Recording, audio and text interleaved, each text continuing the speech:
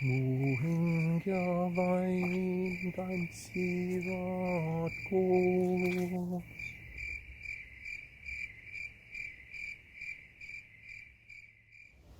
Üks šamaani, ütleme, tööriist, kui me oleme looduses, on alati me vaatame ja siis me vaatame jälle.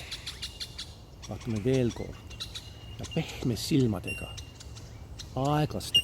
aeglased silmad. Ja siis me näeme väiksemaid asju. Asjad, mida me tavaliselt üldse ei näe. Ja siis me hakkame leidma neid asju, mis ootavad meid, tahavad meid õpetada. Vaata